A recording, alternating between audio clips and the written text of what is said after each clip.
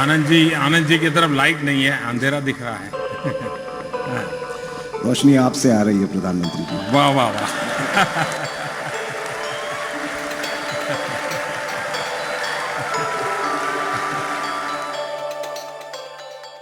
नमस्कार, मैं हूं आपके साथ नम्रता। देश के प्रधानमंत्री नरेंद्र मोदी की दुनिया दीवानी है। चाहे खिलाड़ी हो, बॉलीवुड हो, विरोधी दल हो, विदेशी देशों के दिग्गज नेता ही क्यों ना हो। इसी कड़ी में भारत के जाने माने उद्योगपति भी अक्सर मोदी सरकार की नीतियों से इत्तेफाक रखते हुए नजर आते हैं। वैसे तो पीएम मोदी भी अपने काम में व्यस्त रहते हैं और ये बिजनेसमैन भी, लेकिन जब कभी आमने सामने आते हैं तो कैसा नजारा होता है, ये आपको आज हम दिखाने जा रहे हैं। सोशल मीडिया पर इस वक्त लगभग 4 साल पुराना वीडियो वायरल हो रहा है। मंच पर देश के पीएम मोदी मौजूद हैं, जबकि तमाम गणमान्य लोगों के बीच आनंद महिंद्रा बैठे हुए नजर आए। इसी बीच महिंद्रा कुछ कहने के लिए माइक पकड़ते हैं तो पीएम कहते हैं आनंद जी की तरफ लाइट नहीं है, जिसके बाद महिंद्रा मुस्कुराते हैं और कहते हैं रोशनी आपकी तरफ से आ रही है प्रधानमंत्री जी। दोनों दिग्गजों के बीच की इस बातचीत को सुन वहां बैठे लोग तालियां बजाने लगते हैं। ये वीडियो अब अचानक से सोशल मीडिया पर वायरल हो रहा है। चलिए आपको भी दिखाते हैं ये शानदार वीडियो। माननीय इस वक्त हमारे बीच मौजूद हैं Shri Anand Mahindra, chairman of Mahindra group of companies. वो भी आपसे कुछ कहना चाहते हैं। आनंद जी की तरफ लाइट नहीं है, अंधेरा दिख रहा है। रोशनी आपसे आ रही है प्रधानमंत्री जी। वाह वाह वाह।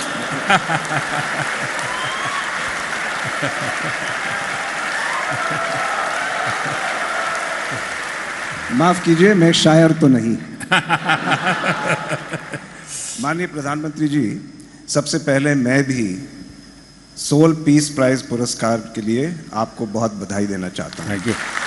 आप जानते हैं कि महिंद्रा समूह का कितना गहरा संबंध है कोरिया के साथ, और इस पुरस्कार के वजह से हमारी न सिर्फ हमारी लेकिन सब जो इंडियन कंपनीज हैं और हर भारतवासी की ब्रांड एक्विटी बहुत बढ़ जाएगी कोरिया में। सो बधाई आपको, बहुत बहुत धन्यवाद। Thank you. आज मुझे ऐसा लग रहा है कि हम इस कार्यक्रम का शुभ आरंभ वेट लिफ्टिंग ऑडिटोरियम में कर रहे हैं, और मुझे लगता है ये बात अपने में ही एक बहुत सुखद संयोग है, क्योंकि हम सब जानते हैं कि हमारे प्रधानमंत्री जी बड़े हैवी वेट पॉलिसीज़ को तैयार करने में और बड़े भारी मुद्दों से निपटने में लगे रहते हैं, जैसे कि स्वच्छता को अपनाना, भ्रष्टाचार से लड़ना और आज सामाजिक जिम्मेदारी को उठाना। लेकिन मुझे लगता है कि आज आप वेट लिफ्टिंग में एक नए कीर्तिमान को स्थापित करने वाले हैं, क्योंकि आज आप इस वजन को अकेले में नहीं उठाने वाले हैं। आपने 40 लाख लोगों को अपनी टीम में भर्ती करा दी।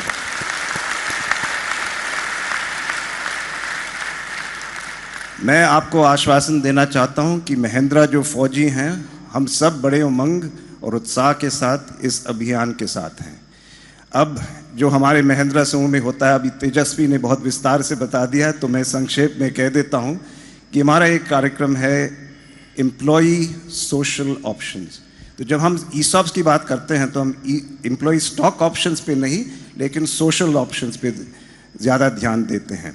और मैं आज आपको वादा देता हूं कि उस कार्यक्रम जो है वो आज से हम सेल्फ फॉर सोसाइटी के प्लेटफॉर्म से जुड़ जाएंगे, वो आपसे वादा है। प्रधानमंत्री, मेरा एक सवाल है, और वो है कि यहाँ 2000 युवा साथियों बैठे हैं, लाखों और देख रहे हैं इस कार्यक्रम को। वो सब टेकी हैं, उन सब में एक अपेक्षा है कि कभी ना कभी एक दिन मेरा खुद का बिजनेस भी मैं बसा लूं। तो हमें कैसा प्रोत्साहन करना चाहिए उनका कि वो जब बिजनेस शुरू करें, कंपनी शुरू करें, वो एक सोशल स्टार्टअप हो। How do we give them encouragement that whatever they do, whether it's a new social startup or individual social responsibility, how can they synergize with state, local and central governments to multiply their efforts? Thank you. धन्यवाद जी। धन्यवाद आनंद जी। आनंद जी ने एक सही बात कही कि south Korea में ये जो सम्मान प्राप्त हुआ है, इसको किसी व्यक्ति का संबंध मैं बहुत कम जोड़ता हूं, लेकिन इसके कारण देश की एक ऐसी पहचान बनती है जो उस देशवासियों के दिल में जगह बना लेती है। और साउथ कोरिया बहुत तेज गति से अपने जीवन को, उसने आर्थिक जीवन को, सामाजिक जीवन को बदलने वाले, जो कम समय में बहुत बड़ा परिवर्तन लाने वाले दुनिया के देश हैं, उसमें एक साउथ कोरिया है। लेकिन बहुत सालों से हमारा उनका जो आर्थिक कारोबार वगैरह रहा है एक सीमा में रहा है, लेकिन ये एक अपने आप में घटना बहुत बड़ी होगी। दूसरा, हम चाहते हैं कि विश्व में देश की पहचान बने, तो सिर्फ कोई देश का प्रधानमंत्री दूसरे प्रधानमंत्री से गले लग जाए या हाथ मिला ले, इससे होता नहीं है। हमारे देश में हमें सैकड़ों पिलर पे ऊंचा करना पड़ता है। ओलंपिक में भी हमारे बच्चे सबसे ज्यादा मेडल लाते हो, नोबेल प्राइज में हमारे लोग हो, हमारी हर इनोवेशन के अंदर हमारे लोग हो। आज खुशी की बात है कि स्टार्टअप इकोसिस्टम में हिंदुस्तान दुनिया में पहले 3 में अपना स्थान बना चुका है। और उसका मूल कारण हमारे देश के युवाओं की साहस वृत्ति है। बाकी चीजें उसके पास खींच करके आ रही है। सरकार नियम ला रही है, पहले नौजवान आगे चल रहा है, सरकार व्यवस्था बना रही है। मैं अनुभव कर रहा हूं, सरकार इनिशिएटिव ले रही है और युवा दौड़ रहा है, ऐसा अभी मुझे नहीं लग रहा है। मेरे लिए खुशी की बात है कि ये सोशल ड्रिवन गवर्नमेंट के डिसीजंस एक नई ताकत के रूप में उभर रहे हैं। सोशल स्टार्टअप मैं देख रहा हूं कि एक बहुत बड़ा वर्ग, मैंने कई बड़े बड़े सरकार के अधिकारियों को पूछता हूं बच्चे क्या कर रहे हैं, क्योंकि पहले ऐसा लगता था बाबू है तो बाबू का बेटा बाबू बनेगा, लेकिन कहते नहीं भाई वो तो कहता है मैं तो स्टार्टअप करूंगा। और आज एक स्टार्टअप का मूड बना हुआ है, छोटा सा ही क्यों ना हो स्टार्टअप का। सोशल स्टार्टअप के लिए हमारे देश में बहुत बड़ा अवकाश है जी, और ये चीज हिंदुस्तान में नई नहीं है। आप मुझे बताइए, देश में कोई राजस्थान जाएगा, गुजरात जाएगा, तो पानी की बावड़ी होती है, कहीं पर लिखा नहीं फलानी सरकार ने बनाई थी, सैकड़ों साल से है। और सैकड़ों साल तक उस इलाके के लोगों के पीने की और खेती के पानी की व्यवस्था की किसने बनाई? तो कहेगा कि लाखा वणजारा ने बनाई। वो लाखा वणजारा कौन था भगवान जाने, लेकिन यानी समाज की शक्ति। आप देखिए, कहीं पर जाइए आप, हरिद्वार, ऋषिकेश, कहीं पर भी चले धर्मशालाएं दिखती हैं, स्थान स्थान पर धर्मशालाएं दिखते हैं। सरकार ने बनाई है क्या? आप कहीं पर देख जाइए, इस प्रकार के पानी के प्याऊ मिलेंगे, कौन बनाता है? यानी इस प्रकार का सामाजिक काम करना लोगों का स्वभाव रहा। अब इसको नए स्वरूप में लाया है हमारे लोगों ने, टेक्नोलॉजी का किया। जैसे मैं गुजरात में एक सज्जन थे, अब तो उनका स्वर्गवास हो गया, उनको जानता था। वो पुस्तक की प्याऊ चलाते थे, किताब की प्याऊ। जैसे पानी की प्याऊ होती है, तो वो जो पब्लिशर्स होते थे उनसे कॉरेस्पॉन्डेंस करके थोड़े कम पैसों में किताबें खरीदते थे, बल्क में खरीदते थे। और जिसको भी पुस्तक की प्यास है, उसको जितनी उसकी ताकत हो, अगर 50 रुपये की किताब वो 5 रुपये देता है तो 5 रुपये में दे देते थे, और वो एक बहुत बड़ा काम करते थे। अब यही चीज आज जो IT प्रोफेशन से जुड़ा व्यक्ति है तय करे कि मैं हर महीने 100 किताबें ऑनलाइन ले लूँगा या 100 मैगजीन ले लूँगा, और मैं बच्चों को पासवर्ड देता रहूँगा। देखो भाई, ये लाइब्रेरी है, ऑनलाइन लाइब्रेरी है, न कोई प्रीमाइसिस है, न मकान है, कुछ नहीं है, ये पासवर्ड है, तुम्हें पढ़ना है, ये 6 किताब तुम ले सकते हो। आप देखिए कितना बड़ा मूवमेंट खड़ा हो जाएगा। टेक्नोलॉजी के माध्यम से वो अपने मोबाइल फ़ोन से पढ़ाई कर पाएगा। हमने सोचा भी नहीं होगा कि अगर मुझे किताबें खरीद के किसी को डोनेट करनी है तो मेरे पास उतना पैसा नहीं है, लेकिन मैं एक ऐसी व्यवस्था खड़ी कर देता हूँ टेक्नोलॉजी के माध्यम से, मैं बहुत कर सकता हूँ।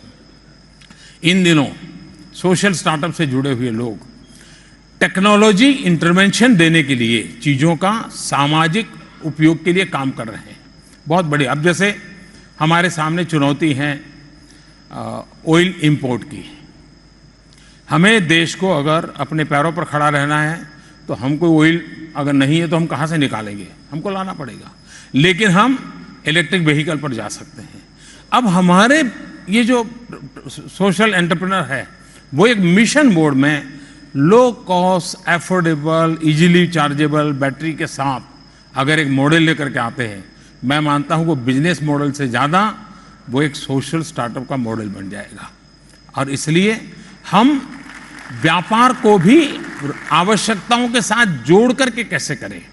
अब हमारे मछुआरे भाई बहनें हैं, हमारा देश मत्स्य उद्योग में काफ़ी अच्छा एक्सपोर्ट कर सकता है, बहुत पोटेंशियल है, लेकिन उसके पास जो उपलब्ध साधन है वो बहुत महंगे और बड़े हैं। सरकार इन्वेस्टमेंट करती है और उससे जो व्यवस्थाएं खड़ी होती है उस गति से हो रही है, लेकिन अगर इन्हीं चीज़ों को बनाने में हमारे जो सोशल स्टार्टअप वाले लड़के हैं सिर्फ फिशरमैन की ज़िंदगी को ही पकड़ें कि वो उसकी नेट, ड्यूरेबल नेट कैसे बने, उसमें क्या इंटरवेंशन की ज़रूरत है, उसका नाव गति ज़्यादा पकड़े, डीजल कम खाए, फिर भी जाकर के आ जाए, सोलार सिस्टम से नाव चल सकती है क्या, सोलार और डीजल हाइब्रिड सिस्टम से कर सकती हैं क्या, हमारा मछुआरा कम पैसे खर्च कर करके भी अच्छा ज़्यादा मात्रा में ले जा सकता है, उसकी नाव के भी अंदर ही सोलार सिस्टम चलने वाला अगर मैं कोल्ड स्टोरेज बना देता हूँ छोटा सा, तो उसकी मछली अगर वो 2 दिन भी अगर समंदर में रह गया तो खराब नहीं होगी और किनारे पर आकर के बेचा। यानी इतनी चीज़ें हो सकती हैं जी। उसी प्रकार से आपने देखा होगा ये अक्षय पात्र क्या है, अब तो देश में काफ़ी लोग परिचित हैं। अक्षय पात्र एक प्रकार का सोशल स्टार्टअप वैसे बहुत बड़ा मूवमेंट खड़ा हो गया है कि जो स्कूल के बच्चों को गर्म खाना पहुंचाते हैं। तो इस प्रकार से कई चीज़ें हैं।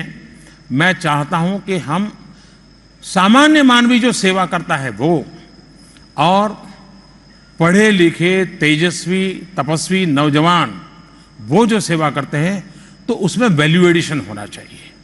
वैल्यू एडिशन में सिर्फ टेक्नोलॉजी नहीं, कंसेप्चुअली भी बहुत बदलाव आना चाहिए। और मैं इस पीढ़ी के साथ आज जो बात कर रहा हूं, देश भर में इतने लाखों लोगों से बात कर रहा हूं, उसमें अधिकतम वो लोग हैं जिनके अंदर वो विधा है, वो एक ही चीज को नए तरीके से कर करके उत्तम परिणाम देने का सामर्थ्य रखते हैं और स्टार्टअप के रूप में उसको इंट्रोड्यूस कर सकते हैं। दूसरी बात है, पहले का जमाना होगा शायद इस प्रकार की चीजों को दुनिया स्वीकार नहीं करती होगी, आज ऐसा नहीं है। आज उन चीज़ों को दुनिया स्वीकार करती है। कोई एक भी काम करता है तो उसको भी एक बिजनेस मॉडल में समाज स्वीकार करता है, और इसलिए हम उस बातों की ओर चलें तो मैं समझता हूँ बहुत बड़ी सेवा करेंगे। लेकिन सोशल स्टार्टअप ये हमारे स्टार्टअप इकोसिस्टम का एक बहुत बड़ा अहम हिस्सा डेवलप हो, ये भारत जैसे विशाल देश के लिए बहुत आवश्यक है। अब आप देखिए हमारे देश में टूरिज्म हमें बढ़ाना है, सोशल स्टार्टअप वाला नौजवान आर्टिफिशियल इंटेलिजेंस से अगर मानो परिचित है, वो आर्टिफिशियल इंटेलिजेंस का वो काम खड़ा करे कि हिंदुस्तान का कोई नागरिक अगर तमिलनाडु गया, उसको तमिल भाषा आती नहीं है लेकिन मोबाइल फ़ोन है, आर्टिफिशियल इंटेलिजेंस उपयोग करते हुए वो एक वाक्य बोलेगा, वही तमिल में ट्रांसलेट होगा और जिसे पूछेगा वो बताएगा अस्पताल कहाँ है, बस कहाँ मिलेगी, खाना कहाँ मिलेगा। मुझे बताइए ये सोशल स्टार्टअप है कि नहीं है। हमारे दिव्यांगों के लिए आज सोशल स्टार्टअप से जुड़े हुए बच्चे बहुत सी चीज़ें कर रहे हैं।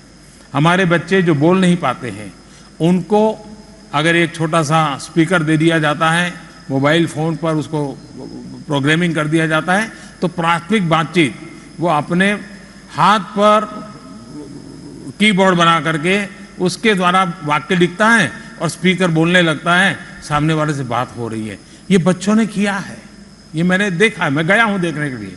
मैं कहता हूं कि ये भी एक सोशल स्टार्टअप है कि समाज के लोगों को हम कैसे एजुकेशन, हमारे कॉलेज यहाँ बैठे हैं, मैं आज से 20 साल पहले उनसे जब मिला था तो इतना उनका पैशन था, इतना कमिटमेंट था कि मुझे जो गरीब बच्चे हैं जिनको शिक्षा उपलब्ध नहीं है और वो TCS के साथ जुड़ करके अपना पूरी शक्ति यानी जीवन का इस पड़ाव उन्होंने पूरी तरह बच्चों की शिक्षा के लिए खपाई और उस प्रकार के उन्होंने सॉफ्टवेयर डेवलप करना, मॉड्यूल तैयार करना, बच्चा सरलता से सीखे काम किया। अब ये सोशल स्टार्टअप भी है।